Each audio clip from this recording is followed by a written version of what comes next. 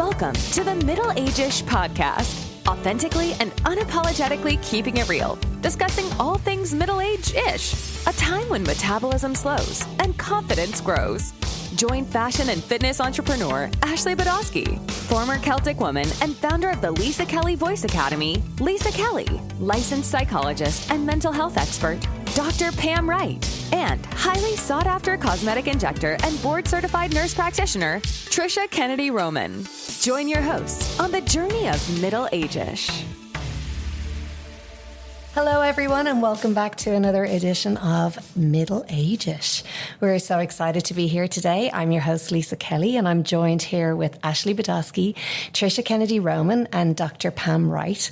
And I'm super excited about our guest today. Not only is she a fellow Irish woman, which I'm always proudly flying the flag, but I actually know this incredible woman. This is Emer Halpenny, and Emer is a writer and a director from Dublin. And many years ago, I'm not even going to say how many years ago it was. 5. There you go, 5, when I was 19. I actually got to work with Emer, and she's fabulous. She's just a fabulous woman with a really precious soul, and sometimes you just connect with people, and I always felt a connection to Emer and her wonderful husband, Jeff. So she was always incredible. So she's, as I said, she's a writer and a director. So her Facebook posts are always really funny and always really eloquently written. And I watched throughout COVID as she was trying to wrangle chickens in her backyard in Dublin. I want to see that. Yeah, seriously. It's hilarious. And trying to do it in the middle of Dublin city centre is just pretty, although she knows she doesn't live in the middle of Dublin city centre, but you guys would consider it. We would consider it in the middle. They're all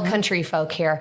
But a couple of months ago, I came across a really beautiful post that Emer had put out there. And it was something that I didn't know about her. And I just felt it was a beautiful story and just something that I think is probably so relatable to people, and especially, Irish people. And we don't often share stories like this. And I just thought that this was a really human, beautiful story to tell. So I was going to give it a proper introduction, Emer, but I felt it was kind of your story to tell.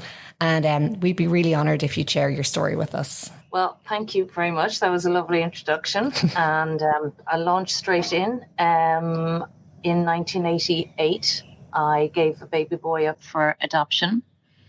And that sort of started my path, if you like, and it was very difficult, and it was kept very quiet for a while. And then after a few years, I began to tell people my story, and just kind of, if it came up, I would tell people my story.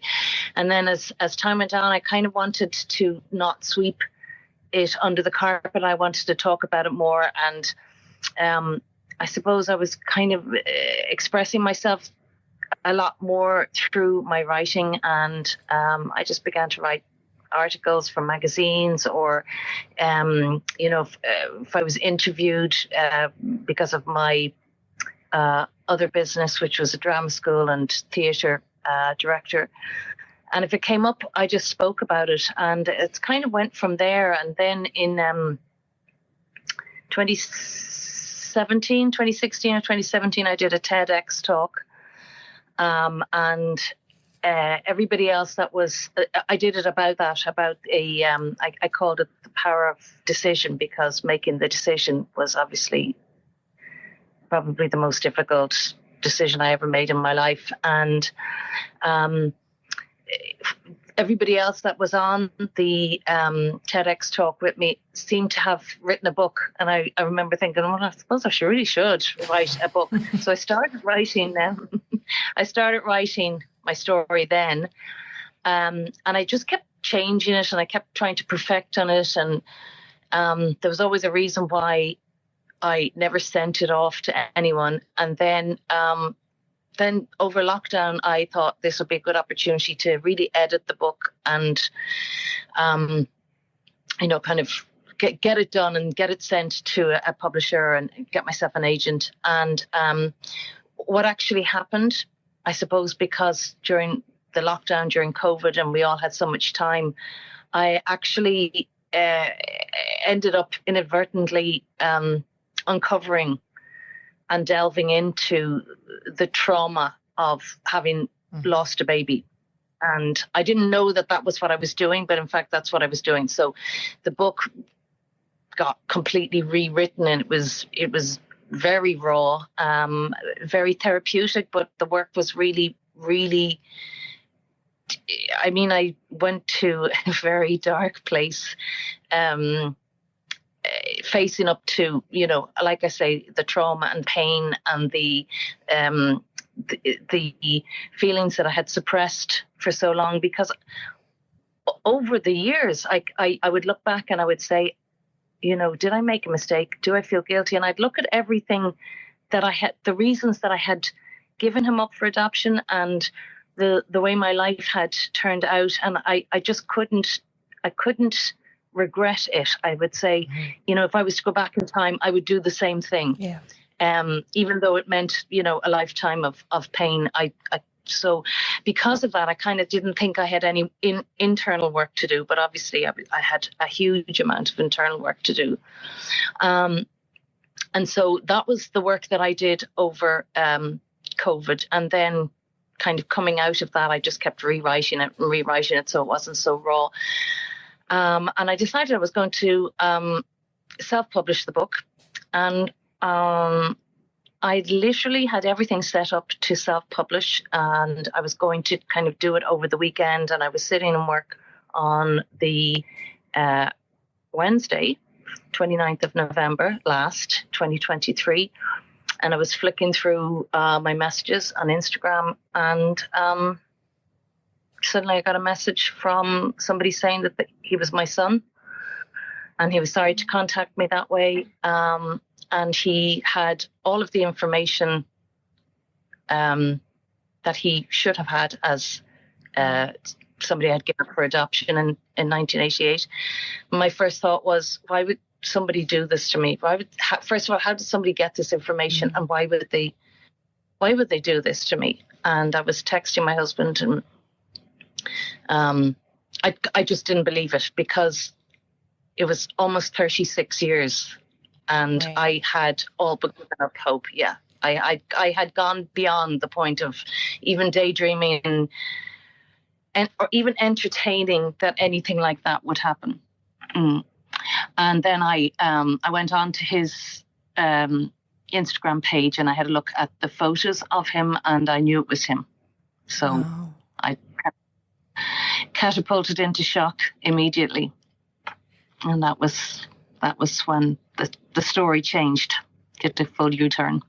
That's incredible. I was only thinking about that this morning when I was thinking about talking to you today, and I was like, gosh, I wonder if, you know, if I didn't see my kids for a really long time, I wonder if you do, especially when they just change know. so much from kids to adults.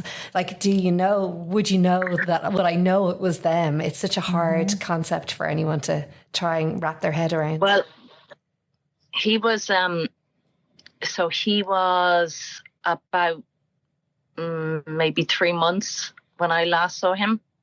And the setup that I had when he was adopted was that I would be sent a photo every year and get a little update on how he was doing. And so that was fine until he was, I think, about 5. And at the time, I knew his family lived in Dublin, and I just was looking in baby buggies everywhere I went. I was looking out to see, because, you know, I have no brothers, but I've only sisters, but he was beginning to look like my cousins. So I knew I would kind of recognize him. And so I stopped. I made the decision to stop getting the photos because I just was torturing myself. Right. Then I knew his family moved down to Kerry, and that was where he was brought up. So when he was 21, I just wanted to know how he was doing, and I got in touch with the agency and I asked for a photo, and I got the photo, you know, of when he was like 20, 21. So the photo that I saw on his Instagram, even though he is now 36, was him talking about his journey, having gone to Canada, where he now lives, and he went when he was 26. So that was kind of like, there was only a couple of years between the two photos. So I saw that photo and I just went, oh my God, it's him. And it was incredibly surreal. Oh my goodness. Incredibly surreal. And 1988, was it, in Dublin? I mean, it was a very different time in Dublin as well. Like, I remember being in school and a girl, and it would have been, I was trying to think about that today, it would have been around the same age. And she was in high school I was still in primary school at the time, but she was in secondary school. And I remember she was like sent away down the country. And then she came back with a baby. Now, she actually did keep her son, but it was like, it was so scandalous at the time. And even as a child, I knew that it was, they were making it out to be scandalous as well. And you're like, oh, it was so hard in those days. Yeah, there was a completely different way of viewing, particularly young girls. But, you know, it was at the time, a lot of girls were beginning to keep their babies. And it was, you know, I always think that they were the ones that kind of paved the way. They were very defiant. We were still very, you know, very Catholic country and very, you know, very much, even though we were a little bit more defiant, like I say, we were still kind of under the thumb of the church, and our parents would have been under that pressure. And, you know, I know, you know, in my case, my parents, it wasn't so much that, but it was just kind of thinking about my future. And I think that's why they gave me, you know, the option of adoption. So I probably was a little bit different in that, you know, anybody around the area here that did get pregnant. And of course, girls were getting pregnant because nobody was using contraceptives. Contraceptives. Nobody meant to get pregnant. You know, we were all like, oh, you know. So there was you were a kid anyway. Like, you know, you were still a child yourself. Yeah, well, I was 19 when I got pregnant, which, you know, is not like very young. I guess to me at 52, I'm still thinking 19 is still a baby. I was a baby at 19. I know. And I was really scared. I really was. But you grow up very quickly. But I weighed up everything. The baby went into foster care after I had him in the hospital with me for 4 days, and then he went to a foster family, and the idea being that I would be able to kind of just get my head together and make a kind of a clear decision. And it was supposed to be for 6 weeks, and it was kind of more like 9 or 10 weeks. And then I decided that I would keep him. And I had weighed everything up and made that decision and told everybody, told my social worker, told my parents and my sisters, and told the foster mother, a woman called Aideen. And I went to the house sort of, I used to go and visit him. And I went kind of the last time, and we, you know, it was all very joyous. And then I walked into the room where he was, and I just knew that I was not making the right decision. And it was a really, that's the last time I saw him. I kind of put him back down in his cot, and I knew that I wasn't actually going to keep him. So so heartbreaking. It was like something that was kind of bigger than me that said, you know, what do you think you're doing? Yeah. You know, well, I think that's the ultimate mother's love, is when you have to weigh the options of what's best for the child in that moment, and not weigh what you think is best for you. Yeah. Yeah, I mean, 100%. And I would have considered myself, I would have been a very sort of a wayward teen, I suppose, and never really thought, you know, about the full picture. And suddenly here I was having to think about, you know, a person that I loved more than myself. Right. And it was... Yeah, it was massive. It was the biggest thing that ever happened to me, you know. So once you realized that was him, it was actually him, what happened from there?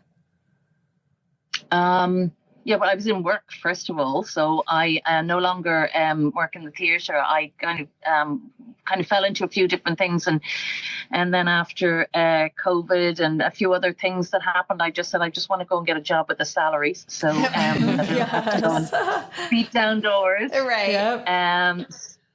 So I work as a clerk in a hospital.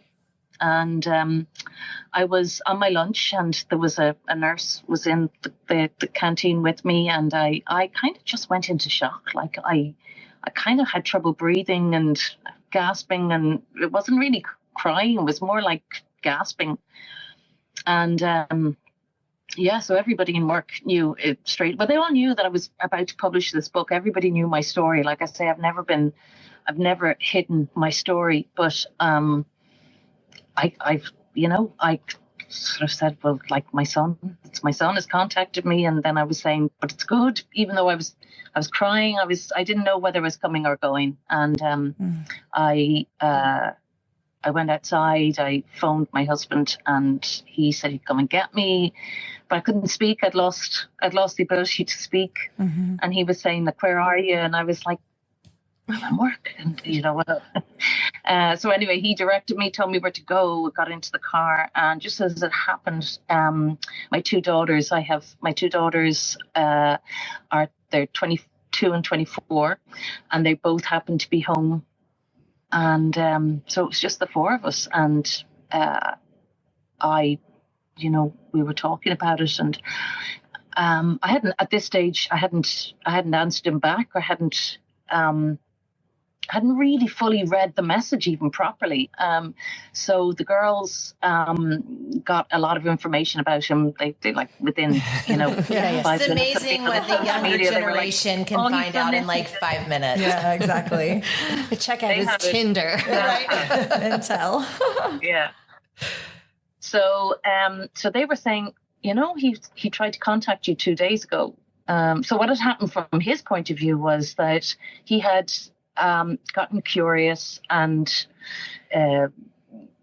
got some information from Adoption Ireland. It had arrived on the Monday, so the Wednesday was the day that this all happened to me. But on the Monday, he got his information from Adoption Ireland and had been thinking, I'll just sit on this and see what I'm going to do. I'll decide, but when he got my name and he Googled my name, and the internet lit up with me talking about him, basically. And so sweet.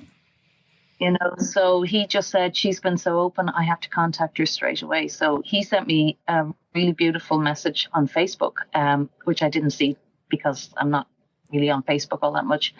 And so it was 2 days later, and he then sent me a message on Instagram, which was the one I saw. And so we were at home, my husband and my daughters and myself, and I kind of said, God, this is 2 days ago that he texted me first, and but I can't string my thoughts together. So my daughters began to text him on my phone, and they were texting each other, and they were just saying, look, Emer is in shock, and she will talk later, but at the moment she just wanted to kind of say she's thrilled that you got in touch. And it was just so lovely, because like for all of those years I had no personality to attach to the baby that I lost, right? And suddenly here was this grown man who was saying things like, I can't believe I'm talking to my sisters, this is amazing, and he was saying, give Emer a hug from me, and had said things in his initial message to say, I know why you gave me up, and you did it for me, and you did it because you love me, and thank you, and I've had a great life. And I thought they were very kind things for him to have said to me, right. And so I kind of straight away warmed to the person that he was, because you don't know, like, over the years you're thinking, what if he does get in touch, and what if it's not compatible, and what if he hates me or hasn't forgiven me, or so it was none of those things. And I began to text him then later on the day when I had kind of, was able to form a thought again. And we were texting for the whole night, and it was just so lovely. And like, that was November. That was the last day of November. So we are in touch a lot. And we've had a few video calls, like our video calls for an hour and a half, just, it's getting quite normal now. Like, we're kind of like. Yeah. Mm-hmm. That's what I was going to ask. Is it like is it that it feels really natural, or was there like hesitation?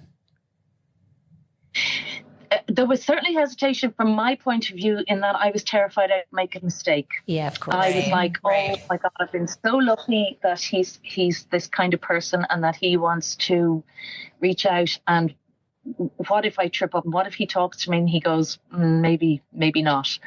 And he picked up on that, our first video call. He said, by the way, I'm not going anywhere. I want you to be yourself. Did he always know he was adopted?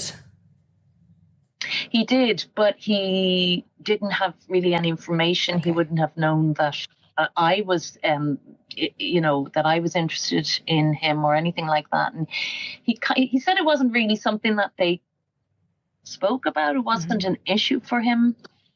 He just kind of thought, oh, I suppose my mum didn't want me, but it didn't really bother him. He had a very supportive and loving family, and he was very happy growing up, which is what I wanted to hear. Right. Like, it was kind of weird when they said that to him. I didn't want to hear that, oh, he had suffered all those years, because then I'd feel like, he didn't make a mistake. Yeah. So it was good to hear that, but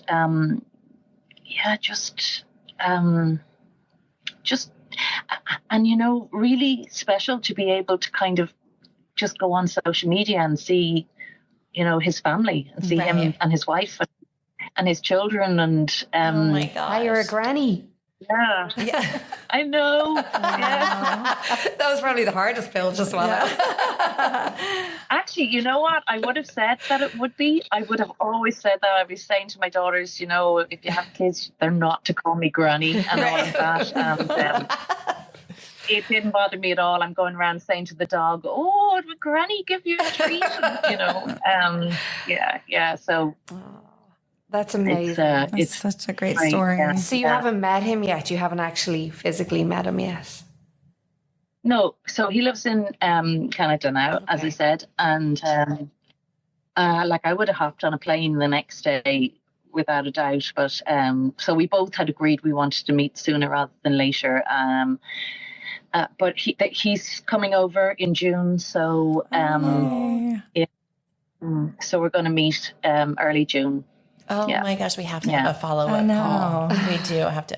Have you been in contact with his adopted family? No, I have no contact with them. Okay. So I did meet them. I met them initially. I met them once I had made the decision, to go ahead with the adoption. And they had, the agency or the social workers had chosen a family.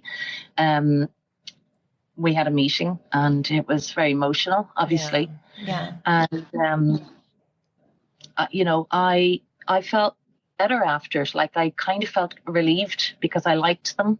Right. Mm-hmm. I trusted them.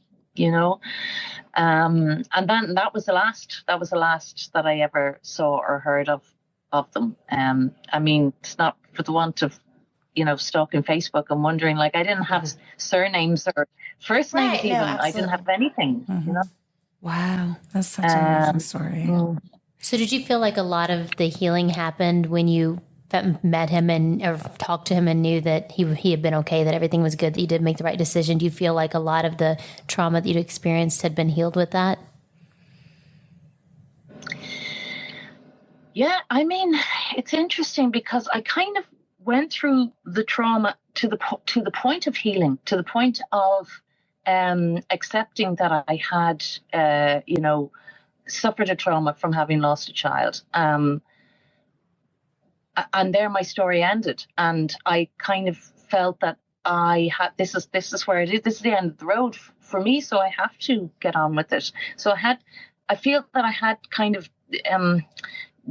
done a huge amount of internal work, and I have some friends who are about 3 friends who are psychotherapists who are kind of saying, you really shouldn't have done that work on your own. Mm-hmm. And I was saying, well, I didn't actually know that's what I was doing, actually, in fairness. But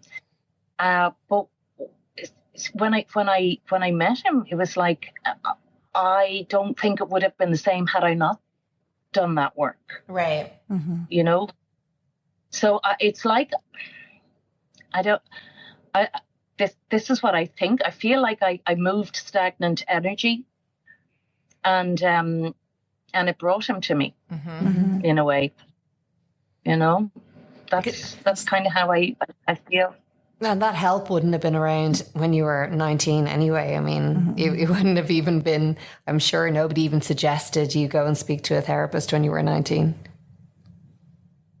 Well, I did have a social worker who was, it was helpful to talk to her about the things. But yeah, I mean, definitely, if I had known what I know now, then yes, I would have begun the excavation, as I call it, a lot earlier. Yeah, definitely. It was a completely different Ireland in those days. It was. And the funny thing about the book that has kind of, I was writing another book, unpublished still, and a novel completely unrelated, and I couldn't move forward with it until I went back and wrote the book about my story, about my adoption story. And I really felt that creatively I was very stuck, and I just needed to get this book written and out of the way. And that was how it started, and it kind of obviously turned into so many different things. So I've done nothing with it, because I think until I meet him, mm-hmm.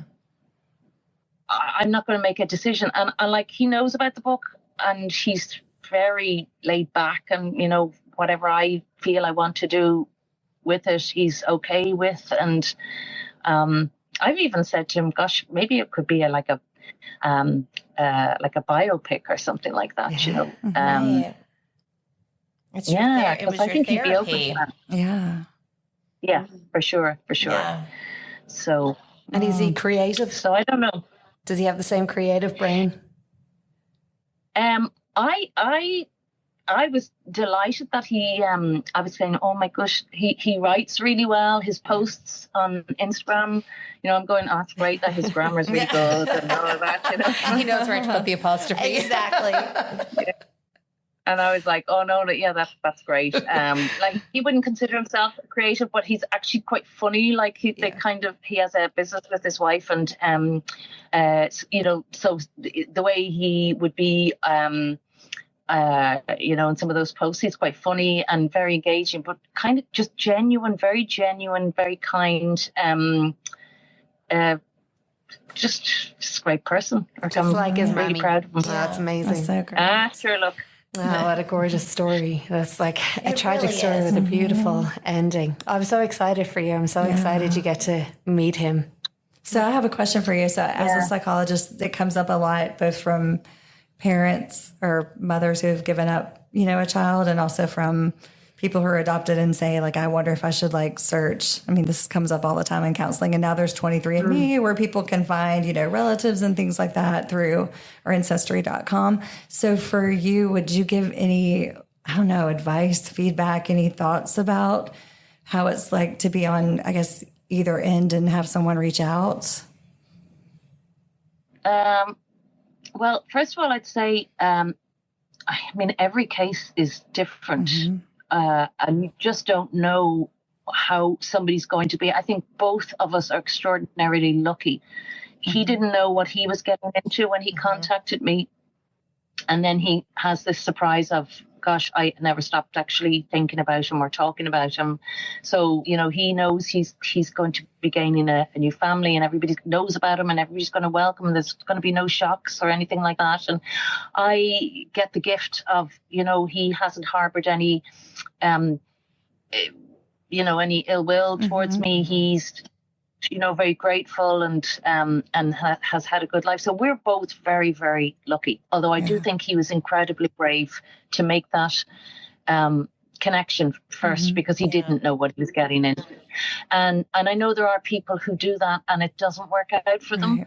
But as a birth mother, and I can only speak as a birth mother, I mean, even if the circumstances are such that you're not going to connect with your child, or, so if there's somebody who's looking to contact their birth parent and they're not getting in touch with them, or they don't want to know, it is, it's not that you're not loved or haven't been thought about, or, there haven't been long nights when, your birth mother has been crying herself to sleep, and and it's not just me. When I did a TV program a few years ago called Adoption Stories on national television here, and it was a really hugely popular program. It was like the series 6 or something like that, and an awful lot of birth mothers and lost boys, for want of a better word, contacted me after it, and just wanted to talk, and I met some of them personally. A lot of them we just spoke on the phone, a lot of them we just emailed, and there were a huge amount of birth mothers who had not told the story to their family, even their husbands didn't know. And they said, that they would go to their grave and never connect with their child, but that every single day that they were thinking and carrying the love for that child and the loss of that child. So I kind of would say to people, if you think that you are okay with, that you don't know what's going to happen, it may be a happy story like ours, and it may not be, but I would just kind of say to people, take heart that it's so unlikely that you have not been loved and thought about every day. Your mother carried you for 9 months like she's, there's a bond. Yeah. What's literally a piece of you. Yeah. It's incredible. It's an incredible story. Yeah. Thank you so much for sharing You're it. so Emer. brave. You are. Like, unbelievable. As I said in your intro, I always knew you were a beautiful soul, but just even the way you tell this story is just so raw and so transparent and so emotional. And I don't think any of us are any the better for all of us. It's like I think my nose is too Well, look, Exactly. Gosh. I love to talk about it. Yeah. And you're helping so many people. And I've always loved to talk about it. Well, I think that's what's important. I think you touched on it there. I mean, I know a lot of people, a lot of friends and family I have that are adopted as well. Their mums didn't tell anyone that they'd had kids. So they were always afraid to go back and to find their mom, or from that rejection, being so afraid to be rejected, which must be terrifying on both parties, as the mom and On both sides. as the child. I just can't even imagine. I'm just so glad it was a happy ending for you. I can't wait till the book comes out. I know, and that sounds amazing. I will say one more time, follow up. I know. June. Yes. After June, we would love a follow up. Oh, I'd love to. We'd love to. That would be lovely. We'd love to. And I might have made a decision at that stage as to what I'm going to do about the book. Because You're at the going to moment, know it when you know it. Listen, it could be a movie. Yeah. You'll know when you're supposed to know what you're supposed to do with it. So Thank you for staying up so late to talk to us. I know. And thanks for being such an inspiration on something that people don't talk about all that often. And it's an amazing story. And we're so very happy for you.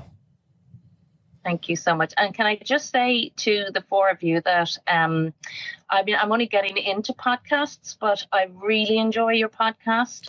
And I think you make it work really well. There's four of you. It shouldn't work, but it does. I know, right? Thanks so much, Emer. Take care. Give our love to Jeff. Best of wishes. We'll look forward to talking to you soon. Bye, love. See ya. Take care. Bye. love that. I couldn't really talk. Okay, I was holding back I tears. was tearing up. I know. Like, that I was like tearing. Very emotional. We all know that I don't do well with that. I was, yeah. You know, my favorite thing though was what she said at the very end, because I do think that there are some people who, if she's married, if she hadn't told her husband and he contacted her, she might not reply, and then that feels like rejection. So I'm crying and saying, but what she said about to know that like you were still loved, but maybe there's a reason why they're not reaching back out. I think that's important for people to hear. I think it's incredible. Incredible. Oh, there's someone out there. I can't even describe that to needs you. to hear this. Yeah, and I can't even describe what Dublin in 19. It sounds like she had like a super progressive family, because like we still had laundries in Ireland at that stage where like young girls went and they lived in like industrial laundries, and they had their babies, and those babies were taken away from them, and they were given away, and they were all run by the Catholic Church. They were run by the nuns. So I don't think that the U.S. was, well, I mean, I guess I can only speak for Missouri, but my town wasn't overly progressive. I mean, there was maybe, I don't know, 2 or 3 that I can remember, but they just went away. yeah. And no one talked about it. Yeah. And it was like a whisper, but there was no acknowledgement. There was no, and again, I'm not throwing stones at all, but I do agree that it was a different time. Totally. And terrifying for that person. Because I think it would be terrifying even now in a way. I think here, not in Ireland, like it's pretty standard in Ireland. It's not seen as, you know, a terrible thing anymore. We have lots of unmarried mothers, and it's just the way society kind of formed. Whereas I still feel here where we are, I feel like this is Ireland in the 80s sometimes. I kind of go, oh my God, like, you know, people would be horrified if their 19-year-old daughter got pregnant and wasn't married. I still think that would be a huge deal here. I don't know. Did you see that? Gosh, it was on the news. I think it was maybe 2 or 3 weeks ago, but it was all these women, I think in South America, and they were told that their babies died at birth, but they were all alive, and they took them all, and like they were all, and they found out later, and there was like a reunification of like all these kids with their moms, and just they knew immediately, but they thought all this time their kids were deceased, and then having that reunion, I just can't imagine. There was a special this is so story. I think it was in the U.S. though that happened with a certain doctor's office or whatever that would do that. I can't remember what it was now, but it was like, I don't know if it was Dateline 48 Hours. Yeah, I think it was Dateline. Yeah. It was really interesting. I mean, it was horrible because they thought they lost their baby and then found out later that they were alive. Mm-hmm. So sad. I can't At least imagine. social media is good for something. It's like for those kind of things. I often think though, those dinner parties, you know, with the 23andMe, I often think there must have been some very awkward conversations at Christmas when everybody got a 23andMe set. Oh my gosh. I can 1,000%. And the men are like, oh no. Yeah. I mean, seriously, because like just for so many different reasons. Oh, yeah. I mean, you put the DNA out there and you can track a lot, of stuff. Yeah. So she's brave though. She's just her it's like what you said, Lisa, like her energy and just her spirit. She's gorgeous. Yeah. She's just she such a really gorgeous is. person. Like you don't even have to see her to feel her warmth. Just what an amazing human she is. So it would be fun to follow up and find out how that. I really would love to do that. Well, I'm friends with her on Facebook, so I'll see it all and then I'll get her back on. And she will. She'll keep her promise. She'll be good. I just talk to her again. Yeah, it is. Yeah, we always like a good ending. To a story like that. Special story. Like, I know. Like, it's always nice to just celebrate the good endings. Yeah. Cheers to happy endings. Happy endings. Happy endings. Yes. Cheers. I just can't. Oh, my God. Like, no. I was like, happy endings. I actually think we need to keep this and, like, let it go. I think so, too. This is what it's like to be with us. That was totally we are innocent. real. We say happy endings, and we mean it in just the basics. In the most genuine way. Exactly. Have a great night. Have a good night. Thank you for joining the ladies of the Middle AGEish podcast as they journey through the ups and downs of this not young, but definitely not old season of life. To hear past episodes or make suggestions for future episodes, visit www.middleageish.com. That's www.middleageish.com. You can follow along on social media at Middle AGEish. Also, if you have a moment to leave a review, rate, and subscribe, that helps others find the show, and we greatly appreciate it. Once again, thank you so much for joining us, and we'll catch you in the next episode of the Middle AGEish podcast.